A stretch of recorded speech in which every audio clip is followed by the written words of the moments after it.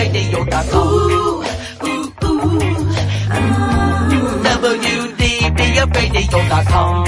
WDBFradio.com. Do you own a laser printer, copier, or a fax?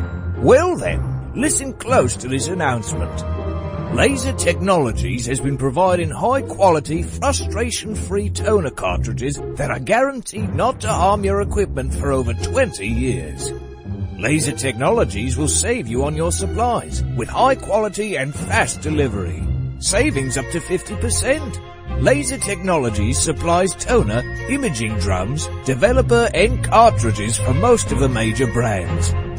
For a price quote, send an email to service@laser-technologies.com. Include your printer make and model for your part number. Call us at 561-792-9600. That's 561-792-9600. Laser Technologies, providing 100% of the quality at a fraction of the price. 561-792-9600. Hi folks, I'm Roger from Roger's Gotcha Motoring. If you need a local auto repair shop, Roger's Gotcha Motoring will take care of all of your automotive repair needs. If you need something as simple as an oil change or as complex as an engine overhaul, I have the latest in technology and the knowledge to get the job done right. We've been servicing Pinellas County since 1994 and are conveniently located at 3700 5th Avenue North in St. Petersburg, Florida. If you need service, call now at 727-327-1830 or visit my website at www.rogersgotchamotoring.com or like my Facebook page at Rogers Gotcha Motoring for a complete list of all of our services. So come on over to Rogers, that's me, and get your car service today. And don't forget to shop and support local business. Call now to book your appointment at 727-327-1830. That's 727-327-1830, or swing on by.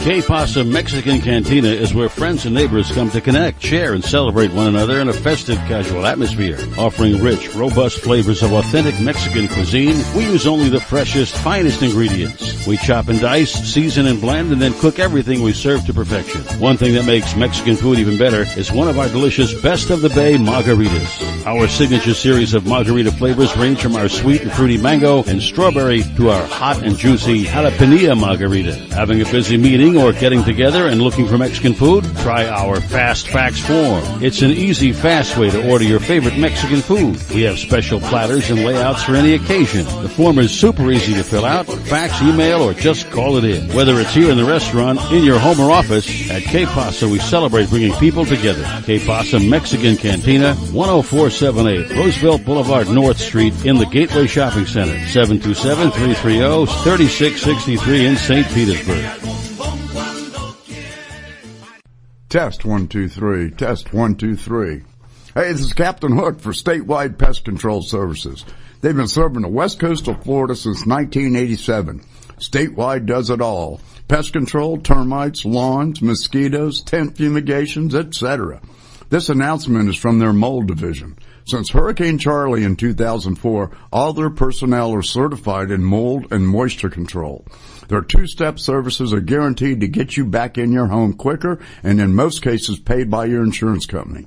Give them a call at 877-488-7378. That's Statewide Pest Control Services for all your pest and mold control needs, serving Florida from Pasco to Lee counties. Statewide Pest Control Services, 877-488-7378. 877-488-7378. That's 877-488-7378.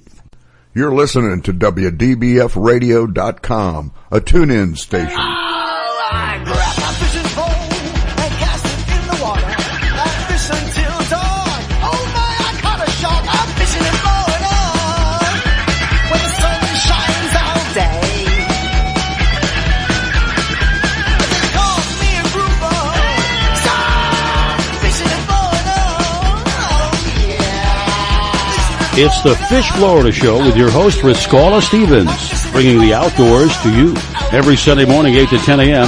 on the WDBF Radio Network. And now your host, Riscala Stevens. Good morning, everybody. Boy, it seems like it's been a lifetime since I've been back on the microphone again. Had to take a break there. Last weekend was... I will get into that in a few minutes. Anyway, I have a special co-host with me this morning. We have the one and only Captain Hook. Good morning, Captain Hook. Good morning, Riscal. I'm glad you're feeling better, old buddy. Yeah, yes, sir. And I appreciate all of you who have answered the request to prayer that have prayed for me. It has made all the difference in the world. Devin, who is normally here with me in the morning, again, for those of you who may not be aware, Devin is an active reservist, and he is serving the country this morning. Thank you for your service, Devin. Greatly appreciate it. I am always grateful for people who are willing to stand in the line and protect us. So thank you so much for your service, Devin. So that's why Devin is not here this morning. And for those of you who were listening last week and realized that we had a rerun last week, it was because last Saturday I ended up in the emergency room. I was in the emergency room with chest pains, sweaty, nausea, a couple of other things, and the triage nurse that I was on the phone with thought that I was having a heart attack, so I ended up in the emergency room. It was not a heart attack. It was a serious gastrointestinal infection, and I got to tell you, it was one of the most painful things. And just about over it now, just probably about 98% over it. Still a little bit of pain here and there, but very grateful to be back with you. Very grateful for each one of you who take the time to tune in the mornings on Sunday from 8 to 10 a.m. and listen to what we have to offer. Very grateful for all of you who call in. You know, I have a wide variety of guests that call in. We talk mainly about fishing, but, you know, sometimes there have been times we showed about electric motors. It wasn't really about fishing, it was about electric motors. So we do a wide variety of things, and it's always in an interest to keep you having information that is useful for you. Anyway, we'll get moving here. We've got a big lineup today. We're going to start with Robert. Robert is with the Fish Florida magazine. We're going to have, let's see, who else we're going to have today? I think we're going to have Carolyn with us today. Carolyn is with Atlas Tracks. If you're not familiar with Atlas Tracks, this is a very, very vital tool that you should have. If you have some piece of equipment that you want to protect, other than protecting with insurance, this is really the ultimate way to protect your equipment. And then we have Captain Ron Weintraub, the Skeeter Beater. The Skeeter Beater is a all-natural product, safe for children. That's one of the reasons I asked Captain Ron to come back on. Safe for kids. Pam Worth, one of the top female anglers in Florida. I have a picture of Pam, by the way, on the Facebook page. If you go to the Facebook page, the Fish Florida Show on Facebook, you'll see a picture of Pam. You'll see a picture of Robert Warner as well. You'll see a picture of most of these guys. But you will find that there's a picture there of Pam with a sailfish, and the doggone thing's almost as big as a kayak that she's in. It's amazing. I don't know how she pulled that thing up without turning over. And then finally we'll have Patrick McGanigal. He's with Glow Pro Lures. I have to say that slowly because people think it's GoPro. I think it's a pretty clever way to come up with a name, Glow Pro Lures. And we'll be talking to him in a little while. In the meantime, tell me what's going on over there in the West Coast, Captain Hook. Well, right now it looks like we're getting a little bit of overcast coming in here. I don't know about down in southeast Florida. I see that they got some little bit of unstable weather, but over here it's very overcast this morning. The wind isn't blowing too much, but it doesn't look like it's going to be that great of a day over here. Yeah, I think we're probably going to be mushy as well over here. We had a disturbance that was occurring over the Bahamas, and when I first watched it, it appeared to be moving towards the southwest, and then it's the craziest thing in the world. And then 12 hours, 14 hours later, I'm looking at it and it's going the opposite direction. It's coming up towards us. First, it looked like it was going down towards Cuba. Now it looked like it was coming up towards us. And that was yesterday afternoon. They were forecasting that by the time yesterday evening, early morning today rolled around on the West Coast, it was going to get sloppy and we were going to be in and out of it. Yeah, absolutely. It looked like it was going to cut across and cut the state in half and then move up the northeast part of the United States. But, it looks like, I don't know whether it's the Earth's rotation or whatever, it looks like most of it's going to be over there on the East Coast. Yeah. Well, one of the few times that we don't, really get to enjoy a lot, but it changes quickly. You know, so it can be 15 minutes of pouring rain and then the rest of the half of the day is all sunshine. So take advantage of it if you can. Meanwhile, I have Robert Warner, the one and only. Thank you so much for calling in, Robert. With Good morning, guys. Good morning, sir. Yep, the weather is, I was just looking at the radar. It looks like that storm sort of broke apart over the Bahamas, and it's just sort of drifting in our direction. But looks like we're going to get some ugly weather here later. But right now it's beautiful and sunny and 74 degrees in Stuart, Florida. So Hot dog. Tell us a little bit about what's going on in the fishing world. Well, if you've been watching it all, you know that the mahi are everywhere right now. I was watching Captain Jack Carlson's tournament out of Marathon yesterday, the Bull and Cow tournament, and there is just a ton of dolphin coming in for the tournament.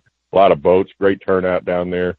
Happy for Jack. He does a great job, and that's Jack Carlson from Two Conchs Charters, and he runs that tournament every year, and he does a great job with it, and they're doing really well down there. So good luck to them. They're going to get blown out, looks like, here probably in the next couple hours down there. But, you know, hopefully they get a good day out of it. And but the dolphin are coming in everywhere. There's cobia everywhere right now. They're coming in on both coasts, East Coast and West Coast. Lots of cobia being caught. Grouper season opened over here, and there was some huge black grouper being pulled in this week. So the fishing has been excellent, and the weather has been a little bit windy, but today the wind is non-existent. We're going to get some rain, but the wind is just gone. I'm sitting out in my back porch, and the palm trees aren't even moving. So, yeah, I'm looking at a picture from a camera off the coast, and it looks like there's barely a breeze. And for the last week, it's been kind of maybe 4 or 5 days. It's been really windy.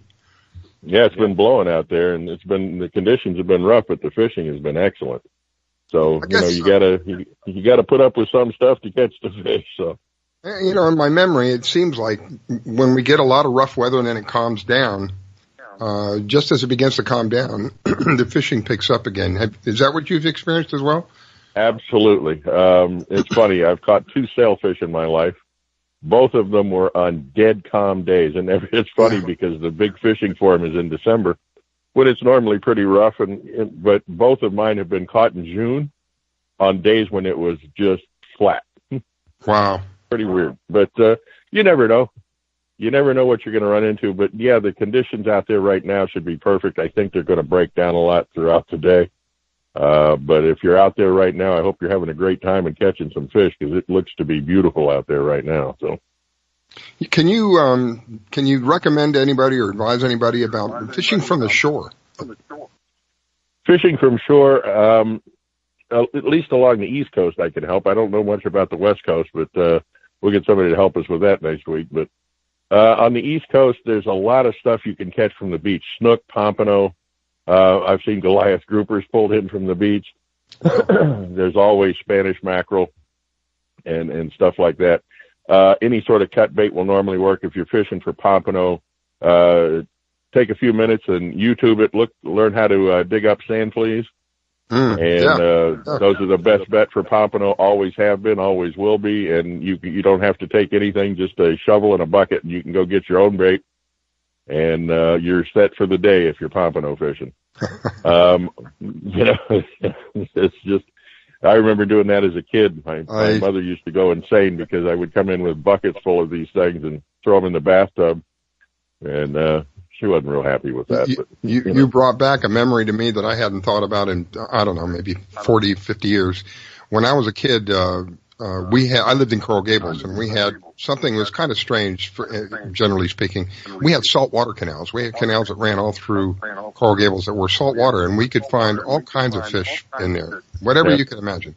One of my challenges as a child, I would go to the canal with no bait. I would make my own bait. We'd have these, people call them oysters, mussels, whatever they are, down there. We bust them open. We catch little pinfish, and we'd use the pinfish to catch the bigger fish. So that's what you just reminded me of. You just with a fishing rod and a hook, and go down to the water and make the best of it. It was amazing. It really was. Yeah, that was how we fished every day, just about when I was a kid. You go, you get a mullet. If you got a treble hook, you can snag a mullet. You got a mullet, you got bait for the day. Yep. We snag them or gig them. One of the two. Yep. But yeah, that's, a lot of time. Yeah, boy, there's a memory.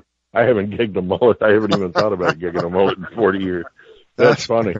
How you feeling, by the way? You feeling better? Yes, sir. Thank you. And I greatly appreciate all of you who said prayers for me. It was quite painful for some time there.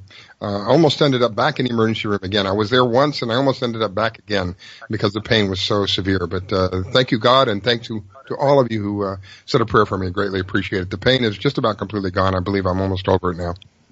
Well, let's keep you out of there. And we shoot our first show May 23rd here with Daymaker Charters. Looking forward to doing that and getting that out for everybody to see. Great. And should be good. We're with Tony Ludovico, underwater photographer, and Tyler Freeman from Freeman Ventures. Looking forward to this now. This is very interesting what you're talking about. I wanted to get some divers on because I wanted to get their perspective. You know, we see the water from the top of the water.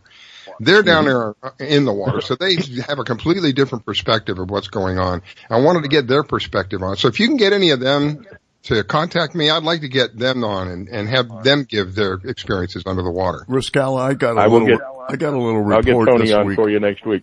I got a little report this week that the spearfishing guys, the water's just gotten right to where they can go down, and the spearfishing's getting ready to happen. So I imagine we're going to have some people on here pretty soon. Oh, great. Yeah, because I'd like to get their perspective. You know, we're on top of the water. We see it from the top of the water. I am positive what's inside, when you're in that water down, underneath it, it's a different thing altogether. You're seeing something completely different, and I'd like to hear people's perspective of what they've seen about that. Well, try to get Tony with me next week, and we'll put him on there and have him tell you everything. You know, I had a friend of mine who used to cheat. He used to go down to John Pennekamp. I don't know if you're familiar with John Pennekamp, but it's a protected reef. Beautiful place. Yeah, protected reef down there. You're not allowed to spearfish. So, but you're allowed to fish. You're allowed to fish at the time. This was many, many years ago. I don't know what it is now. So they really wanted grouper. That was they would come from North Florida all the way down to Keys just to catch the grouper down in the Keys.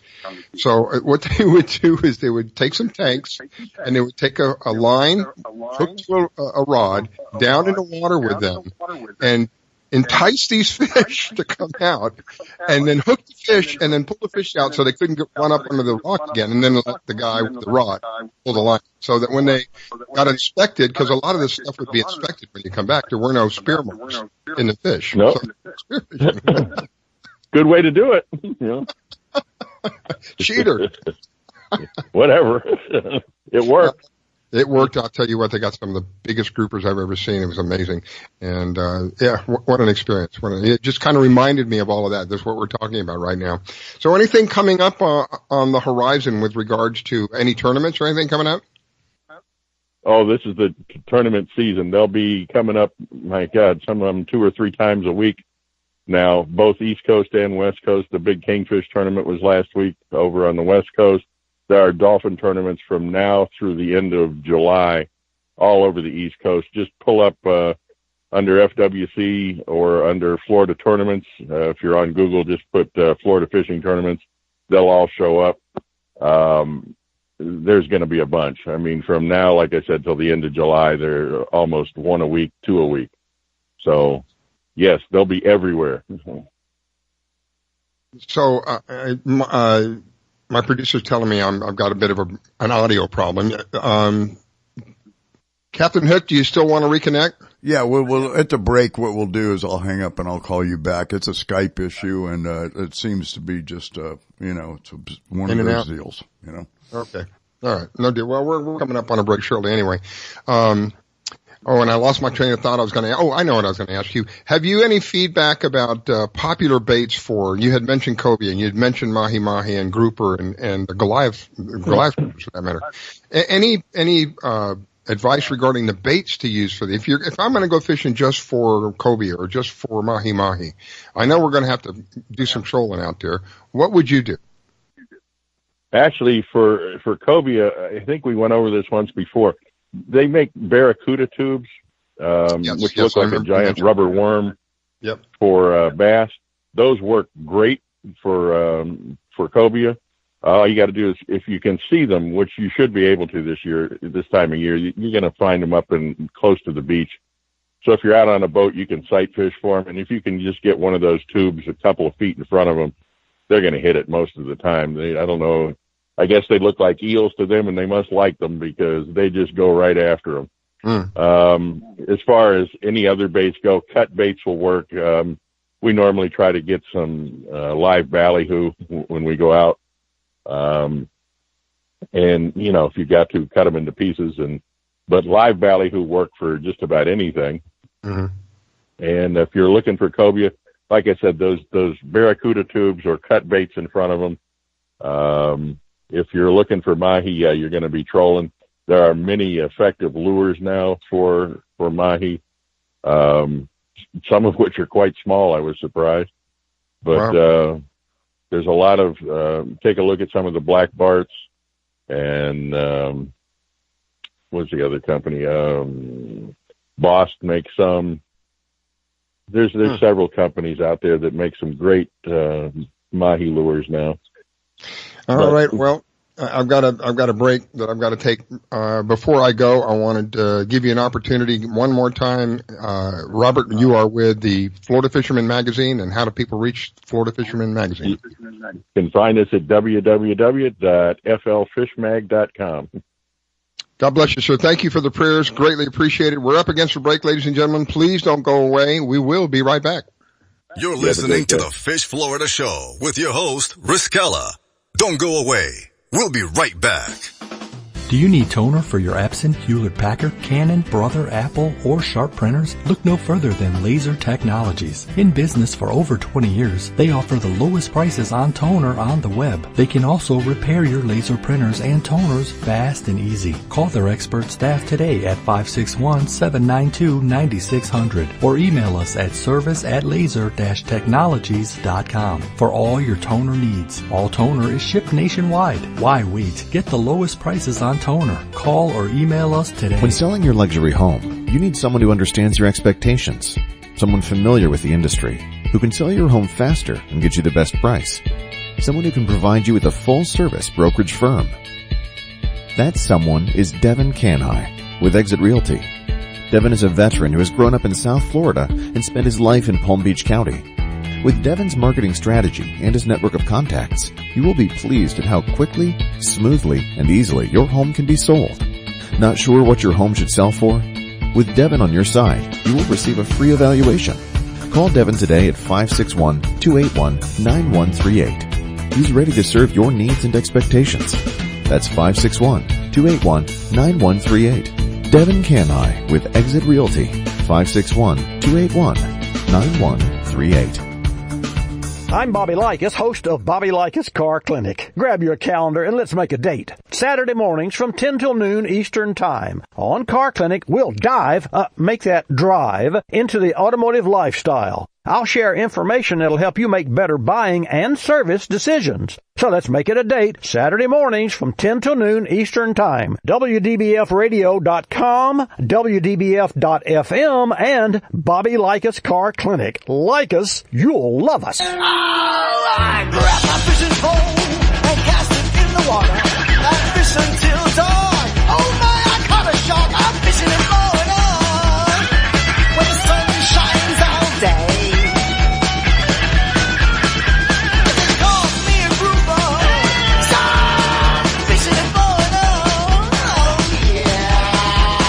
It's the Fish Florida Show with your host, Riskella Stevens, bringing the outdoors to you every Sunday morning, 8 to 10 a.m.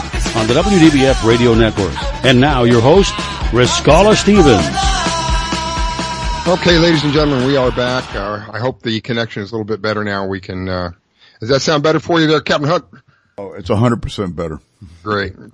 So our next guest should be calling in a minute, but before we do that, I wanted to mention to everybody that, we're growing, and just to let you know, we have an app. It's called the Fish Florida app if you're a new listener. It is a free download. It has a vital amount of information. You'll find it to be a very worthy piece of equipment to have with you if you're doing something outdoors, whether that is boating, fishing, whatever that might be. You'll find a world of information there. Again, it's free. The app is free. You can also listen to us on www.fishfloridashow.com. We also monitor the website. Well, while we are while we are on the air, we monitor the website so we know if anybody has a question or anything. You will find the chat box there. You can enter your question, and we'll read it out over the air. We're also expanding with our networks. We're here on the WDBF radio network, and we're carried also by the LNM, the Late Night in the Midlands radio network. And we're also expanding very shortly here to a larger network, and we're waiting to hear the information on that. But it looks like we will be involved in a very large network here coming up very shortly, and that'll be a big what would you call that, Captain Hook? A big a punch in the arm, a vitamin punch in the arm. We're going to be exposed to millions of people here very shortly, from what I'm told. Yeah, well, and also now what I understand is TuneIn is one of our broadcast media is on Roku, so you can pick us up on your smart TV too now. Oh, great! Yeah, so just another place, and just to make it that much easier for you to find us. We know that a lot of people wake up on Sunday mornings, they want to kind of linger for a little while, so we hope that you would take that time while you're lingering to listen in and join in the fun, if you will. That's right. We're linger right with us. Yep. We're monitoring the website, so we know that, if somebody's on or not. And, anyway, let me bring on the next guest, because, this is something that is, to me is, I believe, as every bit as important as the original purchase of what it is that you have, whether that be a jet ski, a ship, a boat, an airplane, a car, whatever that might be. This piece of investment, this small investment, is every bit as important as the original purchase, because what this thing will do, what we're going to talk about in a minute, will help you recover. God forbid somebody takes it from you, that sick, empty, twisted stomach feeling that you get. I had a vehicle that silly me in my ignorance. I bought a vehicle one year thinking that, oh, this is a nice car. Well, I didn't realize every pimp in the world wanted my vehicle as well. And the thing was stolen 3 times in 1 year. I got to the point where I was afraid to park it anywhere. So I know that feeling, that sick, twisted feeling in the stomach where you come out, oh my God, it's gone. Now what do? That was many, many years ago, and fortunately I got the car back, but every time I got the car back, they had damaged the car so badly. All they wanted to do is go for a joyride in this fancy looking car. Now they're more serious about that. If they're going to take something from you, the first opportunity they get, they're either going to strip it down or they're going to take it somewhere where you'll never find it again. And if you don't have the capacity of returning that piece of equipment quickly, the longer it goes on, the less the odds are that you're going to get it back. So anyway, good morning, Carolyn. Thank you for calling in. Carolyn with Atlas Tracks, and welcome to the Fish Florida Show. Let's talk. Absolutely. Good morning. And I tell you, you mentioned your vehicle being stolen 3 times. I got a call from a gentleman in the Bahamas yesterday. He had his 35-foot Boston Whaler stolen 3 times, and thank God he had our trackers on his boat, because he was able to recover back each time. And one time these guys hit it in a cove in the middle of the night. And the customer was able to go back and get it before they went back in the morning to start stripping it down. So that's, when you say 3s, we have experience with that as well. So good morning. And it's really important to know that, this week is Boater Safety Week as well. So in addition to, the theft recovery, I had mentioned to you a few days ago that even the U.S. Coast Guard a few days ago had a no radio alert, no radio communication along the North Carolina coast. And that meant that they had to send the C-130 plane up to look for people in distress, because you could not radio for help if you needed it, which is a pretty scary thing to have that happen if you're out there with a cell phone that's a little low and experiencing some issues. So safety is really important this week as well. I was shocked. I was shocked when you posted that about the VHF going down out there. That is really, really scary. So if you are someone who doesn't have an Atlas Trax, now correct me if I'm mistaken, you don't rely on that, right? If you don't have an Atlas Trax, you rely on that VHF radio, because most people, and even small, I'm sorry? Yeah, you misunderstood me. I'm saying if you have an Atlas Trax on your vessel, you are not reliant upon that particular system. Is that correct? That is correct. If you need to be located quickly, you're not relying on the system. If you need to get radio help or try and call someone on a cell phone that's low, they're not going to know you need assistance.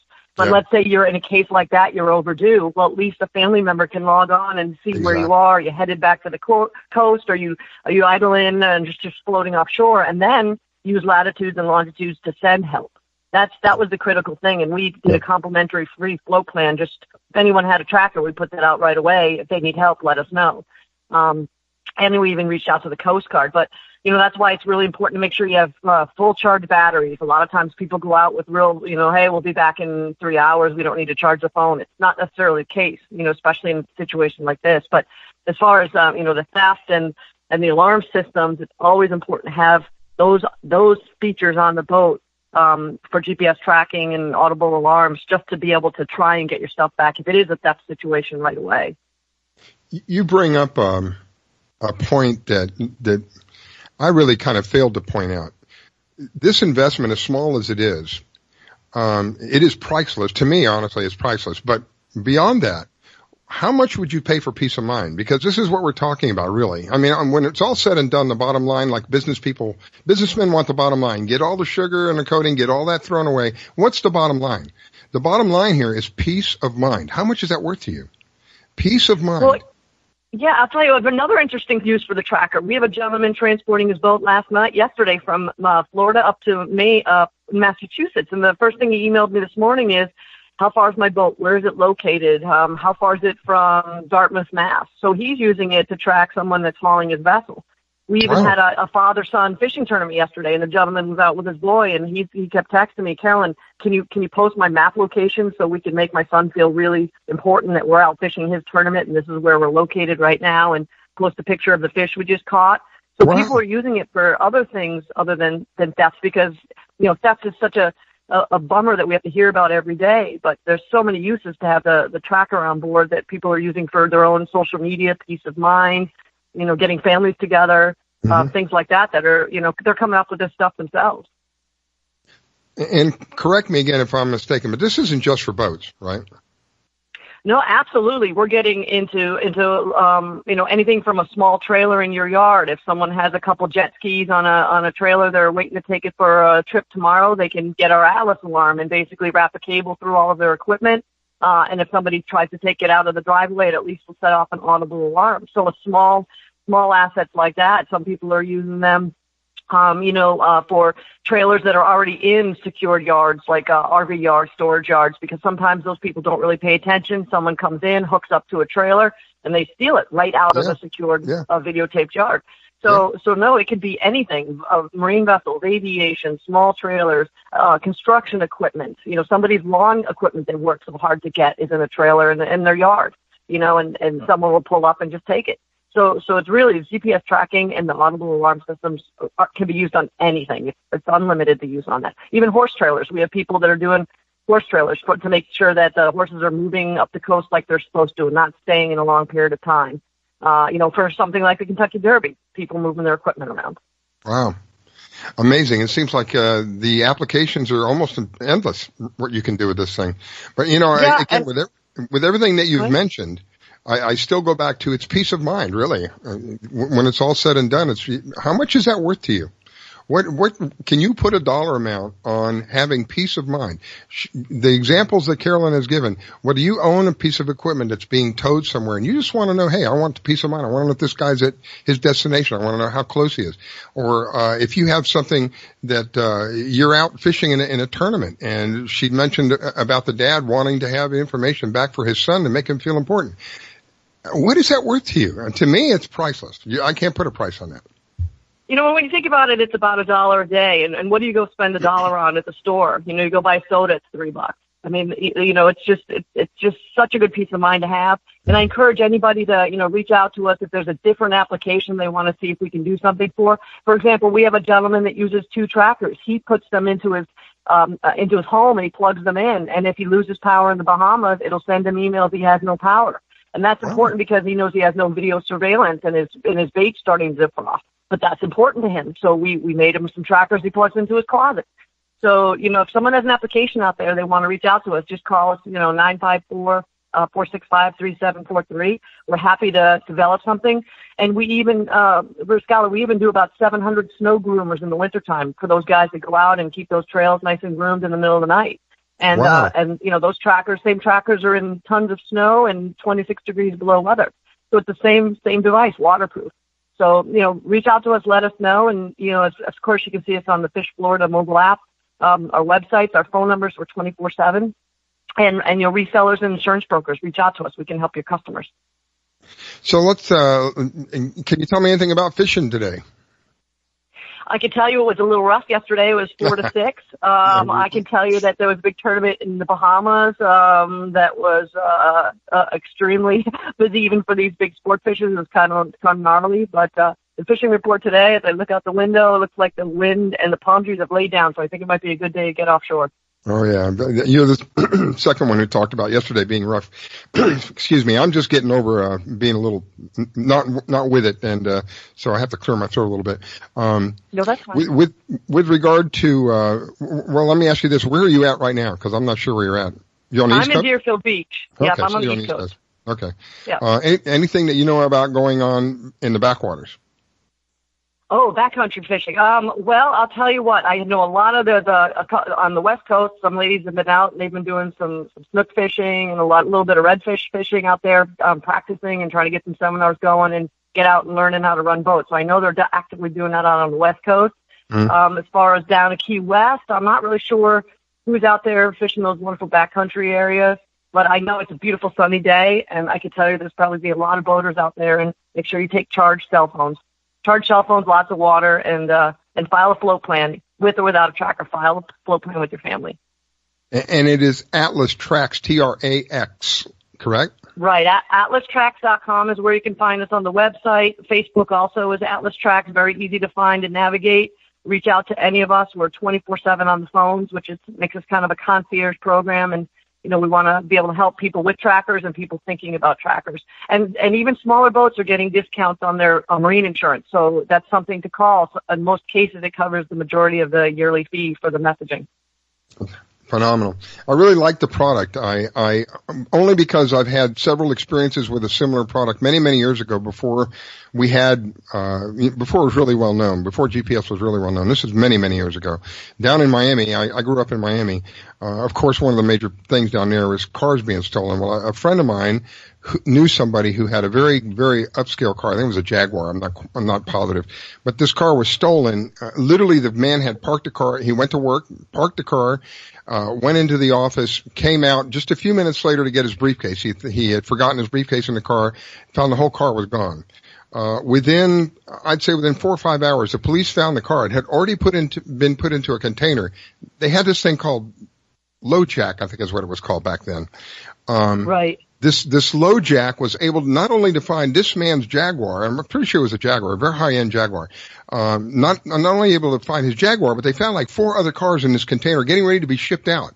So in a matter of hours, this car was stolen and was being prepared to be shipped out of the country. It would never have been seen again. Had it not been for something very similar to what Carolyn has, I think what Carolyn has is probably far superior now because the technology is, now we're talking 20 years, 30 years later. Had it not been for that technology, that man would have lost his vehicle. And fortunately for the people who had theirs with him, they were fortunate enough to get their vehicles back. So this is all about, it's a huge thing. Yep. And then LoJack is cellular. So if they didn't get that car while it was still in cellular range, they would have never recovered it. So you have to have a satellite system just in case something goes to the containers. And, construction equipment gets stolen and put into containers all the time. And I think in a previous show, we even talked about someone that was bold enough to steal a snow grooming machine, the Snowcat. And he ran it. He did not have a tracker, and that guy ran it down the highway 200 miles in Colorado until enough people saw it and found it. So people are not afraid of the size of the item they're stealing, whether it be something huge or something as small as a little jet ski that somebody worked really hard for in their backyard. And it's, you need the tracking and you need the ability and you need the support. There's so many websites and Facebook pages up. If you see somebody in the yard, let's start reporting these guys that are stealing electronics. Even our alarm systems will let you know if somebody unsnaps a canvas or opens the door while they're in your backyard before they think about stealing it. So, it's thinking ahead of the bad guys.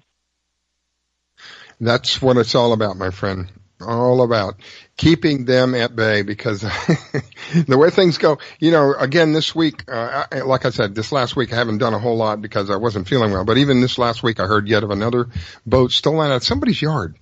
These people, poor people, they go to work, they work hard for what they have. While they're at work, some what comes along. And typically it's people that are not, like where I live, a house, you could spit and hit my neighbor. It's not those kind of people. It's people who live out more in the suburbs where they have a couple of acres of land. And they got cameras and they got alarms and everything. But you know what?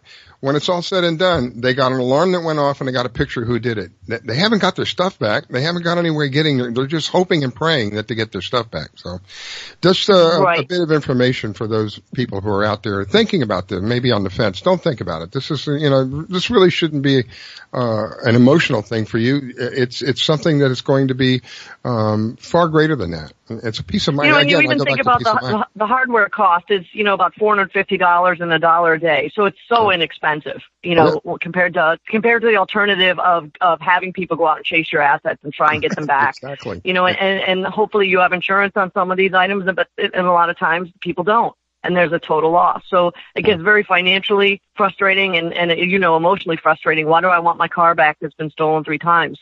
Who knows who was in it? So 100%. And we appreciate you having us on frequently because it is important to spread the word. And this is all part of, me trying to share information with people that I believe is really vital for everybody. So anyway, we're up against the next break. Before I go, I wanted to give you one more opportunity. Carolyn, how do they reach you, my dear?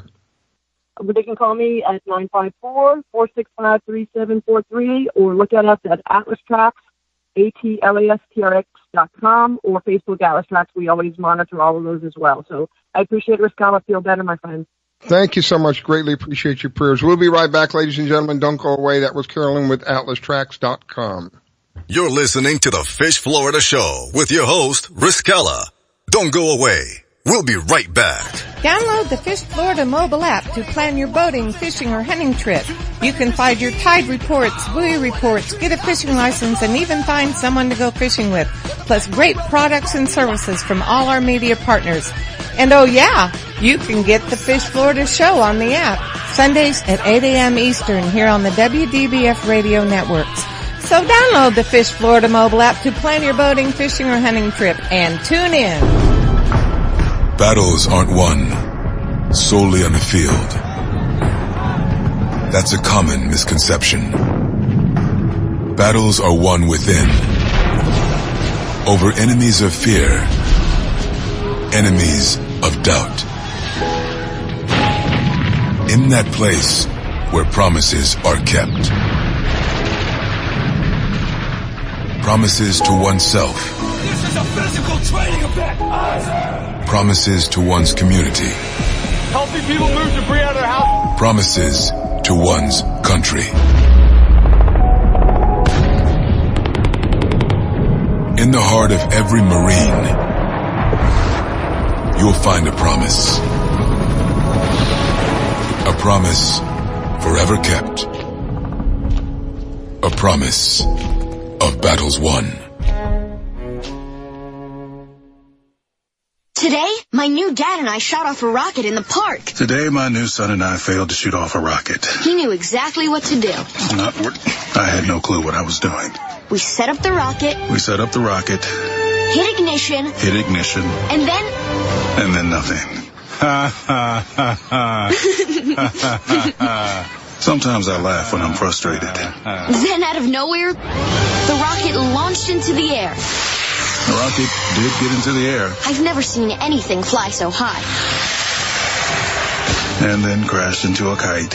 Look out! Look out! And then the pond.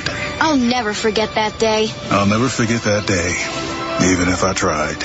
You don't have to be perfect to be a perfect parent. Thousands of kids in foster care will take you just as you are. For more information on how you can adopt, visit adoptuskids.org. A public service announcement from the U.S. Department of Health and Human Services, Adopt U.S. Kids, and the Ad Council. It took me a long time to be able to say Chandler has cancer, because that is such a scary word. St. Jude takes care of absolutely everything. And knowing that we don't have to pay for all of the medical expenses, that's huge. St. Jude allowed me to focus on being a mom to Bryce. And sometimes I'm just in awe of the impact St. Jude has, not only on this community, but the world. St. Jude is uniquely positioned to advance the cures of pediatric cancer, I think better than any other institution in the world. The contributions make a big difference. Donors are important to us because you get the feeling that you have a team behind you. We have the resources and we have the focus. And so if St. Jude doesn't do it, who will? St. Jude Children's Research Hospital. Finding cures. saving children. Learn more at stjude.org.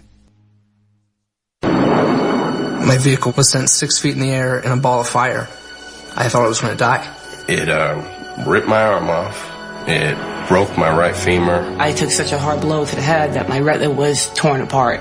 Say a prayer for peace. I'm Trace Adkins. I want to tell you about these true American heroes and how you can show your thanks by helping them through Wounded Warrior Project. They've reached out to us as a family, and they never forgot about us. The job of helping thousands of our wounded warriors rebuild their lives is massive and growing every day. That's why your gift of just $19 a month is so important. Many of these service members suffer traumatic brain injury and post-traumatic stress disorder. They helped me basically put my life back together. If it wasn't for Wounded Warrior Project, I would be a statistic right now. I would have been one of those soldiers who came home and committed suicide. I'm in the fields of Vietnam, the mountains of Afghanistan. Your gift today of $19 a month can help us provide the programs and services desperately needed by our wounded service members. Call or go online with a pledge and you'll receive this Wounded Warrior Project blanket. Make that call now. Say a prayer for peace. I grab my fishing pole and cast it in the water. I fish until dawn. Oh my, I caught a shark. I'm fishing and blowing on when the sun shines all day. It calls me a grouper. Stop fishing and blowing on. Oh yeah. It's the Fish Florida Show with your host, Riscala Stevens, bringing the outdoors to you every Sunday morning, 8 to 10 a.m. on the WDBF Radio Network. And now, your host, Riscala Stevens. Okay, we are back, ladies and gentlemen. It is a typical tropical day here in South Florida. We're looking at a little bit of sunshine. We're looking at a little bit of overcast. It's going to be one of those days where it's a hit and miss. So if you want to enjoy it, you better get out there while it's. What do they say about the strike while the iron is hot kind of thing? You heard of that, Captain Hook? That's right. Strike while the iron's hot and go out and take advantage of what weather we got. That's for sure. Now, normally I have Devin Canhigh with me as my co-host.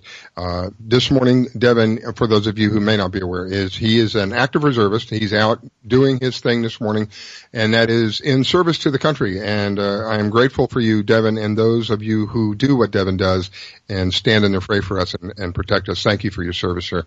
So that is the reason why we have the one and only Captain Hook with us this morning, and I greatly appreciate you stepping in and being there for me. Always ready to back me up. Thank you so much, Captain Hook. Not a problem. We're just doing a little bit of double duty over here today, but it's always a good time.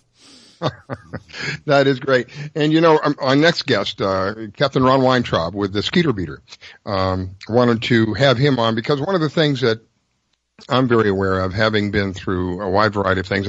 I had mentioned earlier in the show that I wasn't feeling well this last week. I typically pride myself, a man who's a little over 6 decades old.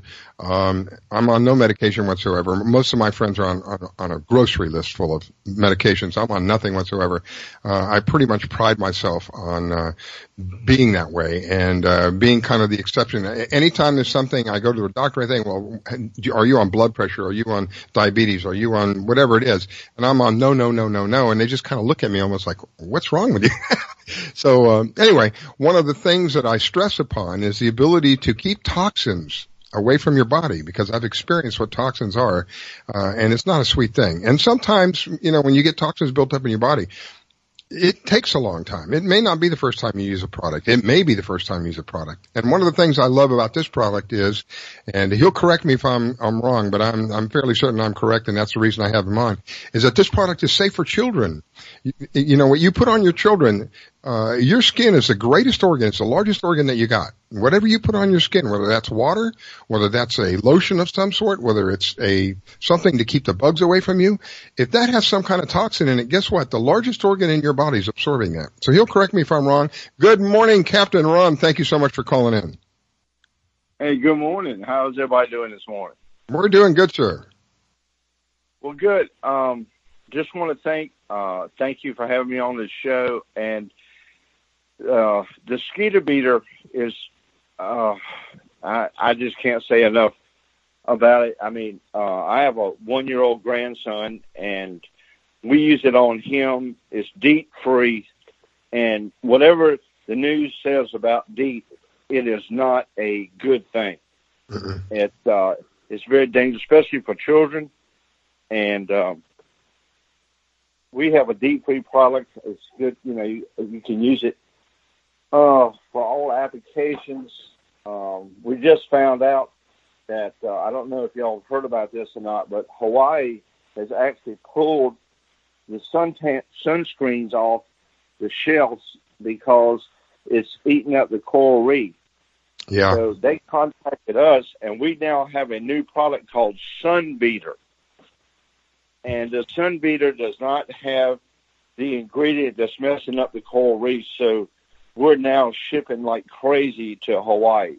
Wow. We're shipping to Japan. We're shipping to Australia for the Great Barrier Reef.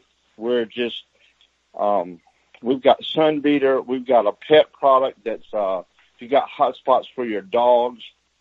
And we're just coming out with new products all the time. We're moving into a new facility. You know, that way we're going to create some jobs here in our community. And we got a new distributor down Roundabout Boats in Ruskin, Florida. Todd has been a very helpful person in getting our product out in Florida. So things are going really well. We're just really busy, but we like that, and we love being on this show. And Victoria, and you know, we're saying a prayer for her daughter. You know, I heard last night. Yes, I heard that she wasn't doing well. All of you who know Victoria, Victoria is the one who's responsible basically for all of this that's going on. The Fish Florida app was basically designed by Victoria, assembled by Victoria, went through all of the rigors to make sure that it works properly, all by Victoria. The media group is all by Victoria. So our prayers go out to her daughter and whatever is occurring. I know it's she's had a rough night last night, and I hope and pray that whatever it is that they find it quick and she heals quickly. Captain Ron, I wanted to ask you about what's happening with regard to fishing up there. The fishing's turned on. We had a great shad run this year. You really don't. Many people don't eat them. Some smoke them and eat them, but we were catching them 2 at a time.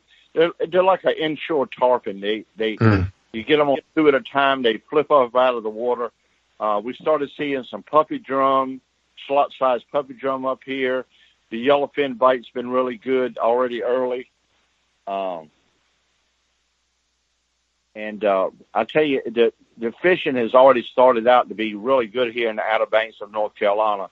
And we look forward to a great season. I just got an email from Japan, and they're prototyping some new tuna popping lures, and they're going to send them up here, and we're going to take them offshore and try those, see how those work.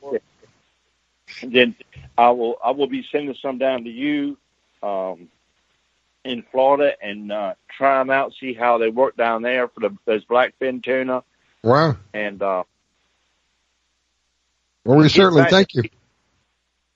And getting back to Skeeter Beater, Dr. Hook, are you listening in on this? Oh, yeah. Oh, yeah. Captain Hook's right here, right there. Okay. Well, anyway, I've got something to share with you guys, and maybe it'll help a lot of other fishermen that listen to this show. You know how those gulps when a trout or a bluefish or something bites the tail off, the squiggly end of the tail of the gulp? I was sitting here one night and I developed a lure where you can cut a piece of the gulp off and put it on the top hook and a full-size gulp on the bottom, so you don't have to waste those gulps, because people were just throwing them away, because once the tail was bit off, they were just throwing them out.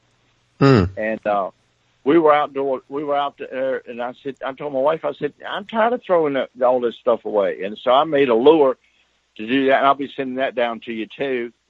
And we went out and tested Skeeter Beater.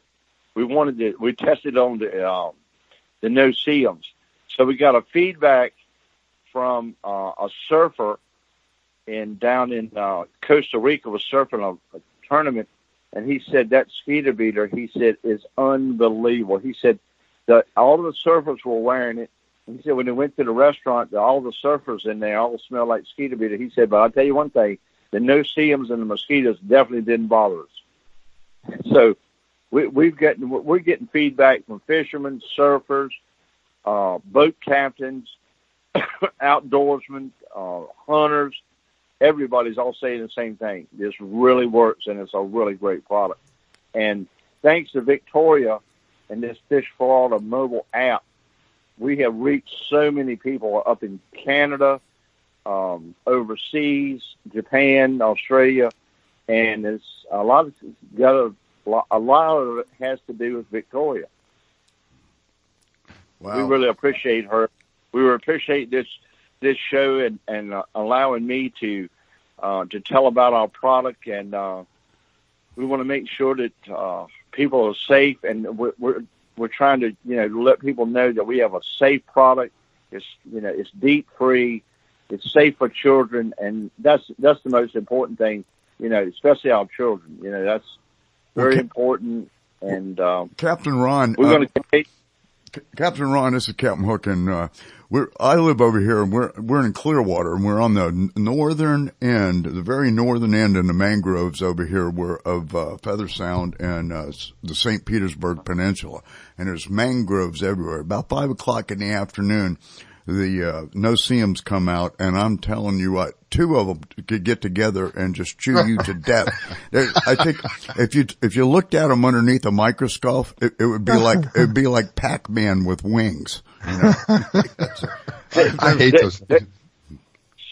Somebody told me, they said it's kind of like a lion. It's kind of like a lion's mouth in a tiny, tiny bottle. Exactly. Exactly. And what happened was my wife and I used to have a detail company in Jupiter, Florida. And about 3:30, 4 o'clock, all the boat detailers would leave. And my wife and I would be out there still working. And finally, one of them came over one day, and he says, how come you two never leave until like 6 o'clock? And all the rest of us have to leave. And I pulled the bottle out of my pocket, and I said, because we're using Skeeter Beater. And he goes, what is that? And I said, do you see any no-see-ums bothering us? He said, man, I'm getting eaten alive over here. So I gave him a bottle. And he came back, and the next day, every detailer in that marina was over there at our boat going, hey, we need this. We got to have this stuff. And it was unbelievable. And so we went. It's a funny story. We had, we were over at West End in the Bahamas, and there was 4 of us at the bar, and we were sitting there, and the bartender came over. He goes, Captain Ron, he said, how come the sand gnats don't bother you?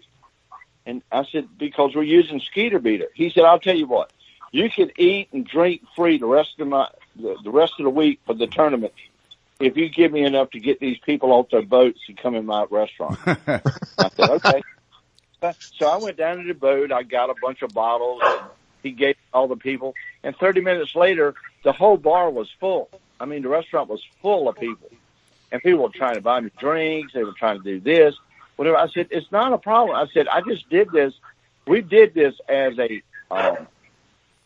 just like, as a favor to them. And the people came back, and, man, we got so many orders for this. And it just kind of like started in our garage. It's just grown into now we're going into a 10,000 square foot facility to start making all this. Holy cow. So it's really taken off, but we've had a lot of good support, and with your show and Victoria and Todd at Roundabout Boats in Ruskin, Florida. I mean, it's just been unbelievable, the support that we've gotten from people. And we really do appreciate you. And we are honored to help in whatever way we can, Captain Ron. We are up against a break. I want to give you one more opportunity. Name of the product, how do they find you? Okay, and what you can do is the best way to get Skeeter Beeler is just to call my cell phone. That's the easiest thing to do. Just if you call 252-475-0244, that'll reach me directly, and that way I can make sure that the order goes out correctly and exactly who it needs to go to. Excellent. Just call Captain Ron at that number. Excellent. Thank you, Captain Ron. We're up against the break, ladies and gentlemen. Please don't go away. We will be right back. It's the Fish Florida Show. You're listening to the Fish Florida Show with your host, Riskella. Don't go away. We'll be right back.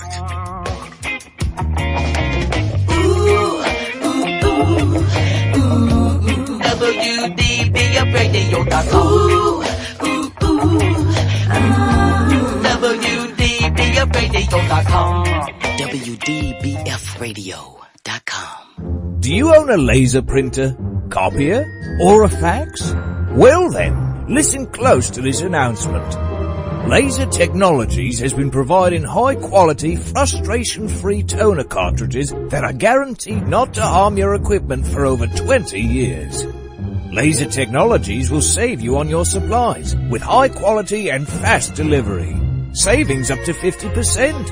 Laser Technologies supplies toner, imaging drums, developer and cartridges for most of the major brands. For a price quote, send an email to service@laser-technologies.com. Include your printer make and model for your part number. Call us at 561-792-9600. That's 561-792-9600. Laser Technologies, providing 100% of the quality at a fraction of the price. 561-792-9600. Hi folks, I'm Roger from Roger's Gotcha Motoring. If you need a local auto repair shop, Roger's Gotcha Motoring will take care of all of your automotive repair needs. If you need something as simple as an oil change or as complex as an engine overhaul, I have the latest in technology and the knowledge to get the job done right. We've been servicing Pinellas County since 1994 and are conveniently located at 3700 5th Avenue North in St. Petersburg, Florida. If you need service, call now at 727-327-1830 or visit my website at www.rogersgotchamotoring.com or like my Facebook page at Rogers Gotcha Motoring for a complete list of all of our services. So come on over to Rogers, that's me, and get your car service today. And don't forget to shop and support local business. Call now to book your appointment at 727-327-1830. That's 727-327-1830, or swing on by.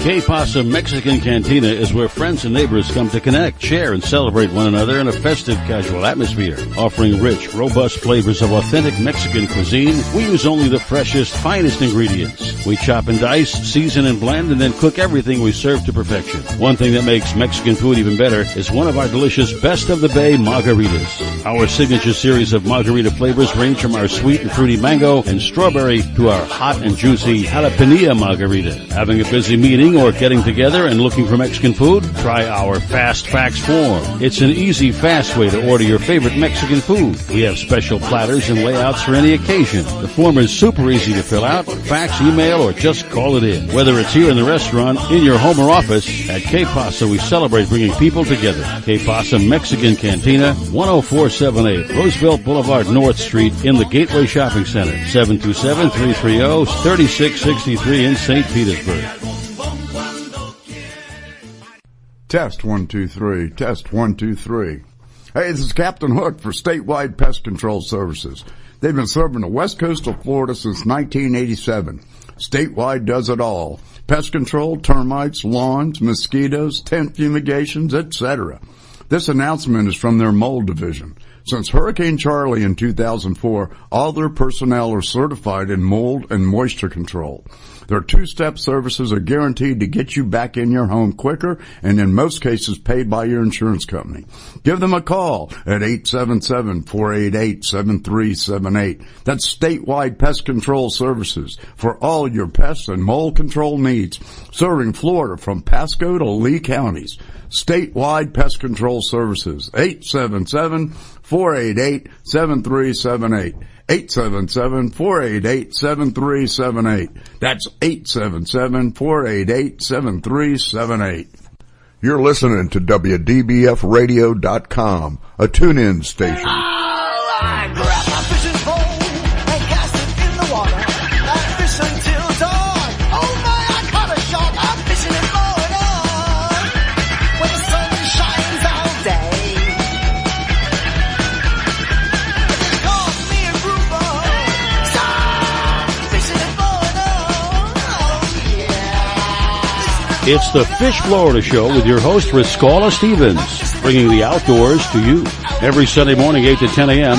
on the WDBF Radio Network. And now, your host, Riscala Stevens. Okay, we are back. It is the Fish Florida Show, and going into our second hour, if you haven't been listening this morning, you've missed out on some really important information. And hopefully you're with us now. And this morning, normally I have Devin with me, Devin Canhigh. If those of you who are not aware, Devin is an active reservist. He is serving our country today. Thank you for your service, Devin. Greatly appreciate it.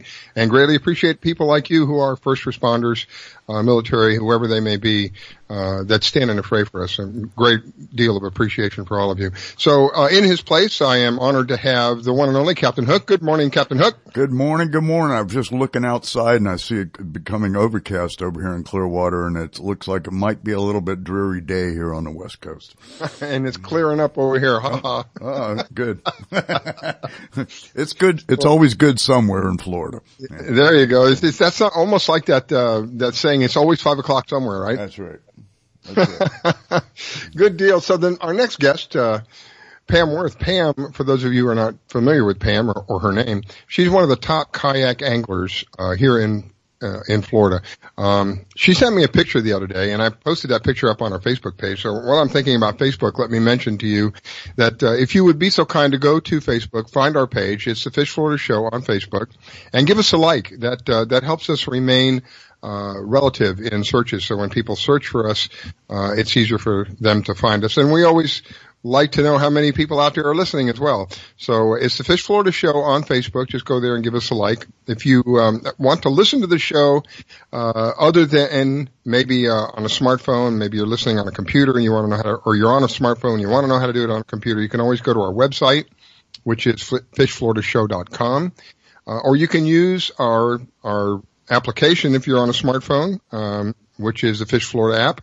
Of course, that is a free download, and it's a vital tool for those of you who are going to spend any time outdoors. You'll find an enormous amount of information there. So anyway, let me bring on my next guest, Pam Worth. Pam, one of the top female kayak anglers in Florida. Welcome to the show. Good morning. Thank you. Thank you for the invitation. I love this show. So let's talk. You sent me the picture of you and that sailfish. How big was that sailfish? Well, my kayak is 13.5, and it was almost as big as a kayak. So that was a nice sail. I don't know how stable a kayak is, to be honest with you, but I've been in a canoe. Is it more stable than a canoe? Oh my goodness, it's much more stable than a canoe. Canoe is, my mom and dad, one of their first dates, they went out canoeing, and the guys in college called it Tippy Canoe and Jan and Al, too. So it's very stable. I'm 5'10", and I can stand up in it all day long. I don't stand in the ocean just because of the waves. You get a rogue wave, and I don't feel like swimming. But very, very stable. A lot of the guys fly fish out of it. I am amazed at what I've watched, you got me interested in kayak things, so I went out and I've watched a couple of videos that are available, and I'm amazed at what they pull up. These Goliath groupers, these guys are I don't know how big the kayak is, it's hard for me to distinguish that, but, they got a camera mounted behind them, and they pull up this enormous fish. I'm going, my God, how does this thing not flip over? Yep. Well, there again, it is a little bit of balance. I'm not saying you should go out ocean fishing the first time you get in a kayak, start in the flats or, lakes or rivers till you've got your balance, and definitely never go out alone. I was with an excellent guide, as a matter of fact, Brian Nelly, pushing water kayaks, and we just went out to have a good time. I appreciate his invitation, and it was great. Obviously, we did have a good time. Ended up with a sail and missed a sail and a couple kingfish. Wow. Had a good time. Yeah, so again, those of you who really want to see an impressive picture, go to the Facebook page. You'll see a picture of Pam there with this unbelievable. I'm looking at it, I'm going, how in the world? So how long did it take you to bring this fish in? Let's see. It chased around a boat. I almost had a boat cut it off. And then it jumped right behind the boat, and they thought they hooked up. And then when they finally realized I was the one fighting it, they're like apologizing and getting out of the way. They kind of call us the Tupperware flotilla. But I would say it was like maybe 15, 20 minutes. Oh, okay. So it wasn't, I'm thinking, do you let this thing, when you're fighting it, do you let it take you for a ride? Absolutely. I don't bear down on the drag at all. Yeah, because that'll wear the fish out. If it's dragging me around, it's pulling the weight of the kayak and me. So it is, it's easier way to fight it. Just let it, but I will chase it down. Depending on how fast it's moving, I will chase it down so it's not pulling so much line out that I've got to get back in. Wow. I guess that's part of the thrill too, to be able to know that you're in this small vessel and being pulled by this fish. It's almost as big as a vessel. That would be pretty awesome. It is. Well, and we have tournaments. As a matter of fact, you're over on the east coast of Florida, correct? Correct. In Pompano, I think it's the first weekend in June, is a kayak. It's an extreme kayak tournament. And last year, I think they had about 150 boats. So if you want to go look at kayaks, wow, and see the different offshore kayaks, it'll be at Pompano Beach, and it's the extreme kayak fishing tournament. And when is that happening? I believe it's the first week in June. I'll double check and I'll email you back to make sure. But it's the first weekend in June, and it's in Pompano. They can Google extreme kayaking or Joe Hector or Maria Hector. They're the ones that put it on. You figure it's going to be over 100 kayaks? Yeah, last year there was over 150. The last time I fished it, there was 179. Wow. And 3 lady anglers. And Pam, I meant to ask you, where were you when you caught your sailfish? I was up in the Delray area. Okay, you were over in the East Coast, right? You're from Tampa, so I'm over here. The main part of the radio station's over here in Clearwater. So we're. I live in Tampa. Okay. So I live in Tampa, and I've done the Old Salts a couple times. The downside is over here, there is no real organized offshore kayak tournament system like they have on the East Coast. Right. Plus, you have to paddle out so much further. Oh, yeah. The Gulf Stream over there is just a few miles off. I mean, we were within 5 miles of shore. Right. Over here, I've definitely got to go further. But still, I've pulled tarpon and kingfish here in the Tampa Bay area out of the kayak. So it's not impossible to do. Wow. Incredible. Matter of fact, I was going to go today. But the weather turned, so it's turning bad. So I decided to stay home and change hooks and kind of clean up my fishing space in the garage before my husband kills me. Save the marriage. Well, that's why he golfs and I fish. Hey, that's great. But I mean, the equipment is what you would use on your boat, sir. I happen to use Cajun rods. I had with me the line hauler and the Hella Bomber. The line hauler I use more for jigging. It's awesome. You cannot break these rods. They are amazing. And then I like spinning gear. I know I'm going to catch a lot of crap for that, but I love spinning gear. That's what I grew up with. So I have the Daiwa Saltiga 5000 is what I was using out there. And they work great. And how many pound? You just have to remember. How many I'm pound? sorry, go ahead. How many pound test were you using? Okay, I had 2 different lines on. One, I had 20-pound mono with a 40-pound leader, which is my standard sailfish setup. The other one, I had braid on because I just came off the IFA in Jacksonville, and I was jigging in the middle of the Johns River for big, giant bull reds. So I have 50-pound braid on, again with the 40-pound leader, and probably 4 yards, 15 feet of leader. Wow. So when they hit, the leader will act as a shock absorber. Because especially if you get hit by a wahoo or a really big king, they can spill off about 100 yards, in a wink of the eye. Yeah. What are you using, fluorocarbon leader? Yes, sir. Okay. Yes, sir. I use O'Hero. It's really practical in price, and I've never had it fail on me. Excellent. Well, all kinds of good fishing tips so we're getting here. The biggest thing in a kayak going offshore that I see where people get in trouble is they tighten the drag down too much. And if you have a very, very tight drag and you think that fish is finished and he's coming to the boat, no, especially a kingfish or a sail, especially a kingfish, they always have another run in them. And if you've tightened that drag too tight and they sound on you, that's where I've seen people flip, is they won't let go of the rod, they hold on to the rod, and if the fish sounds, that tip goes straight down, and you figure where your balance goes. You can just kind of sit in your chair and feel the tip going down, what happens to your body. So I always leave a fairly light drag. Just, I don't want to go swimming. I'll let the fish run one more time. And also the light drag on kingfish, and our kingfish season is wrapping up here in the Tampa Bay area, but there's still a lot of nice kings out there. But you don't want to muscle a king in anywhere, at least mine. I don't know about you, sir, but I use a teaser rig, with the little hook in the front and the treble behind the fin. And I would say 80% of my kings are hooked on the back hook. And the sail was hooked on the side of her face on the back treble hook because we were really targeting kingfish over there. Wow. And if you have too tight of a drag and that fish takes off, you have a good chance of pulling the hook. Right. So you do want to, if they would take off, have the ability to let that fish run.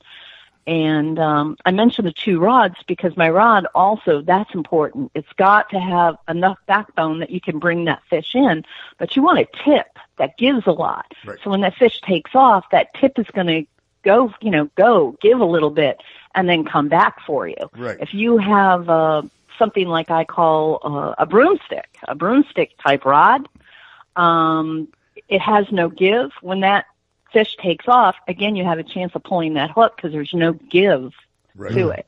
Right. That's just my impression. Exactly. And the tip of the rod also acts like a shock absorber and helps set the hook also, and it's without putting too much work into it. Good point. Excellent point. Thank you. So but it's a lot of fun. Again, if you would, tell me how big because you mentioned it before, but for those who may be new, how big is your kayak? I have a Native Slayer. Native is the maker. Slayer is the style, and it's called the Propel, which you kind of pedal like a bicycle, and it turns a prop.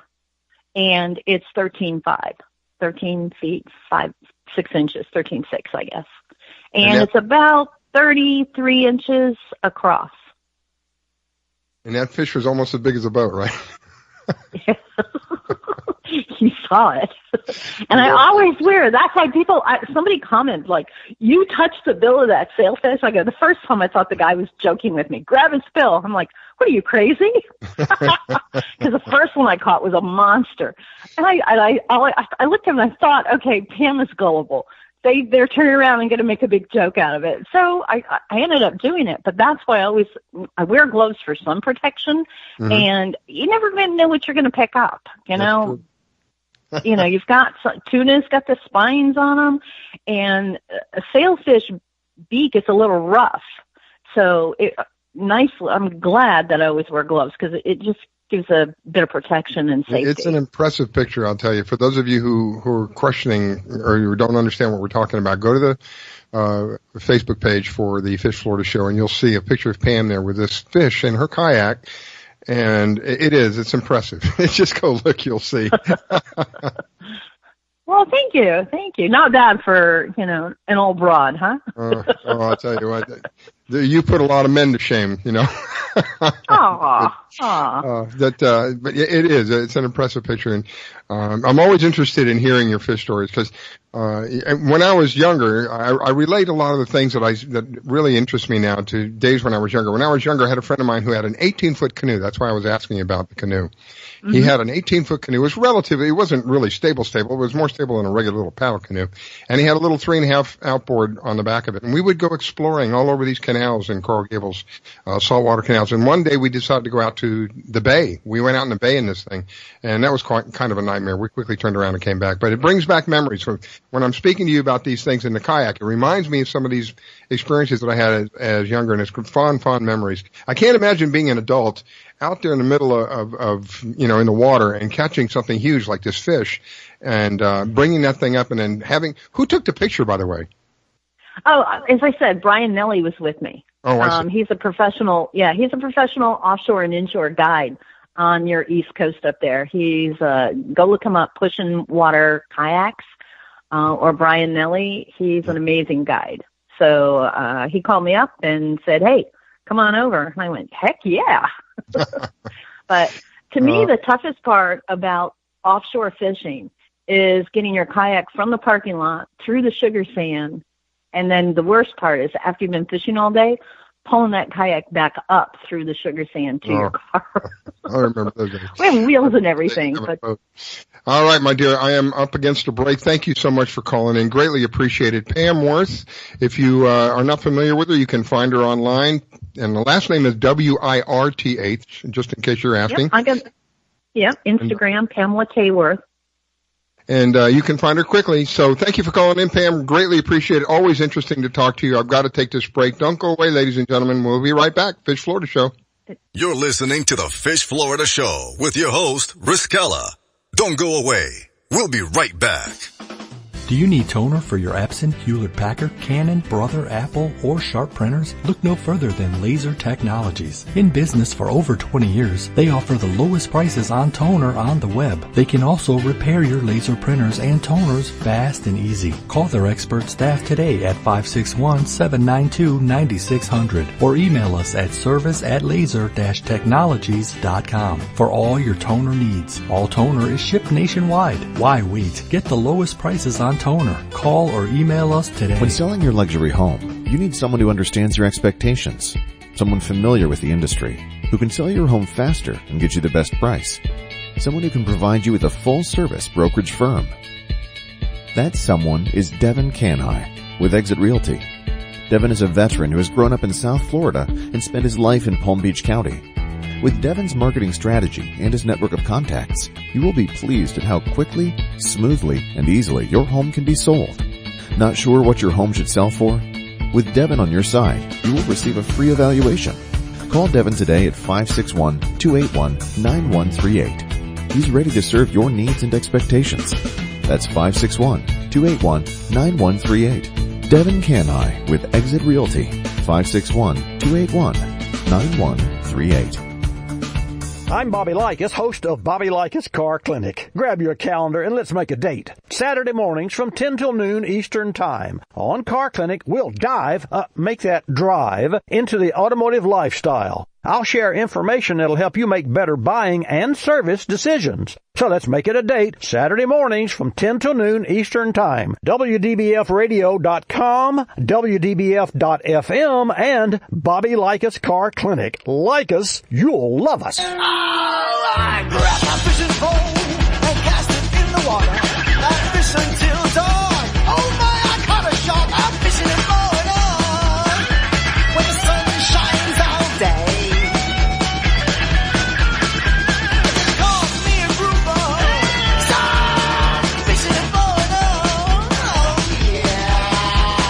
It's the Fish Florida Show with your host, Riskella Stevens, bringing the outdoors to you every Sunday morning, 8 to 10 a.m.